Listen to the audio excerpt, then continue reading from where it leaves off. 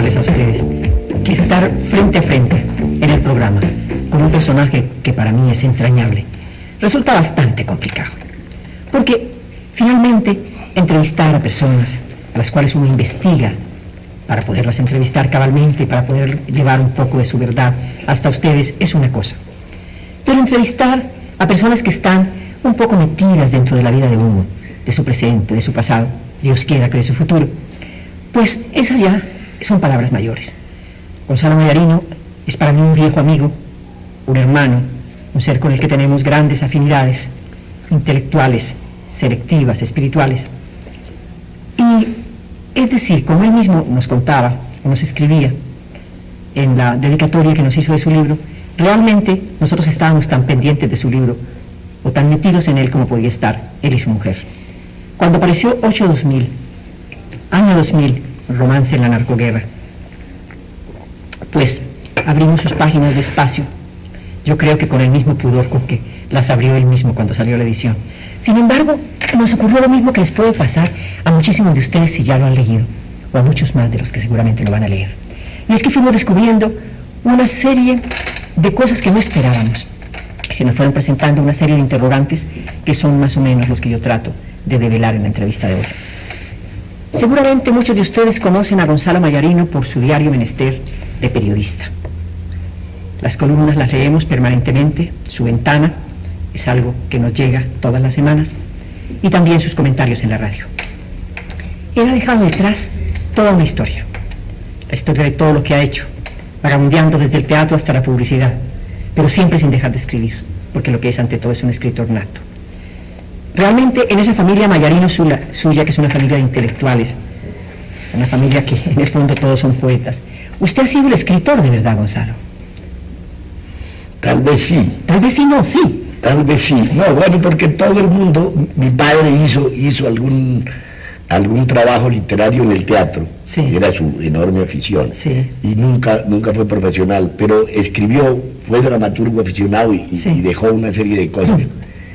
Sí, he estado rodeado de gente que hacía el intento, y si usted se fija cuando decía con tanto cariño, con tanto sincero afecto, que le parecía un extraño caso el de entrevistar a un viejo amigo, el de, digamos, provocar un momento ante los medios, sí.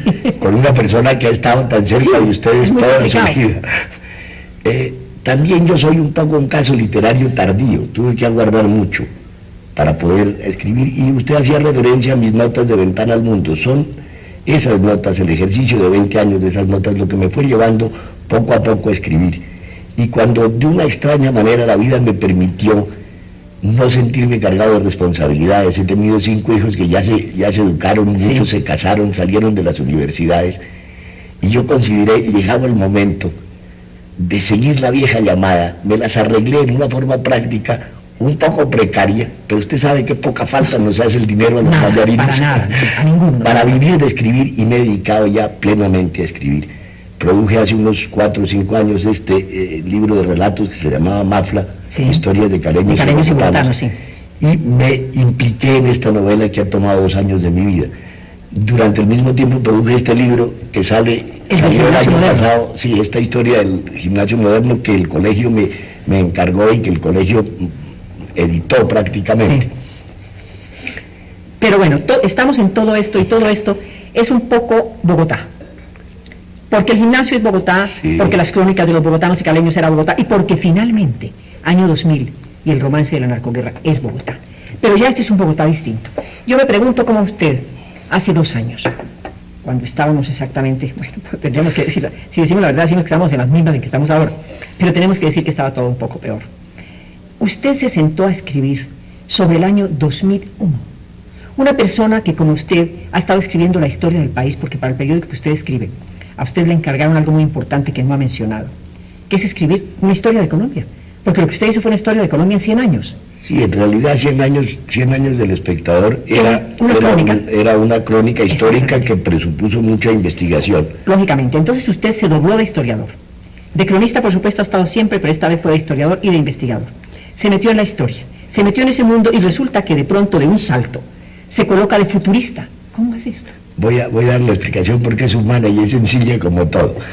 Primero, esta novela en cierto modo sería una continuación de esos 100 años transcurridos entre 1887 y 1987. Sí. Fíjese,